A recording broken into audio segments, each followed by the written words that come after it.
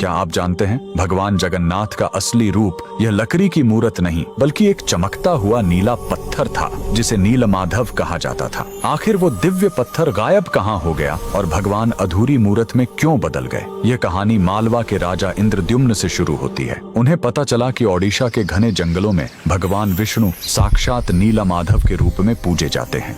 राजा ने अपने मंत्री विद्यापति को खोज पर भेजा। विद्यापति जंगलों में भटकते हुए आदिवासी सरदार विश्ववसु तक पहुंच गए, जो गुफा में गुप्त रूप से नीलमाधव की पूजा करते थे। विद्यापति ने सरदार की बेटी से शादी की और जिद करके गुफा देखने की बात मनवा ली। सरदार ने शर्त रखी कि वे उनकी आंखों पर पट्टी बांधकर ले जाएंगे, लेकिन विद्यापति ने चालाकी की। उन्होंने रास्ते में चुपके से सरसों के बीज गिरा दिए। कुछ दिनों बाद जब बारिश हुई तो सरसों के पौधे उग आए और विद्यापति को गुफा का रास्ता मिल गया। उसने तुरंत राजा को खबर दी। राजा इंद्रद्युम्न अपनी विशाल सेना लेकर घमंड के साथ भगवान को लेने पहुंचे, लेकिन उनके वहां पहुंचते ही नीलमाधव की मूर्ति हमेशा के लिए गायब हो गई। भगवान अपने भक्त विश्ववसु के साथ हुए धोखे और राजा के घमंड से नाराज थे। राजा ने रोकर माफी मांगी और अन्न जल त्याग दिया। तब आकाशवाणी हुई, मैं अब उस पत्थर के रूप में नहीं मिलूंगा, अब मैं समुद्र तट पर एक लकड़ी के लट्ठे के रूप में आऊंगा। कुछ समय बाद पुरी के समुद्र तट पर एक विशाल अद्भुत लकड़ी का लट्ठा तैरता हुआ आया। राजा समझ गए कि यही भगवान का नया रूप है।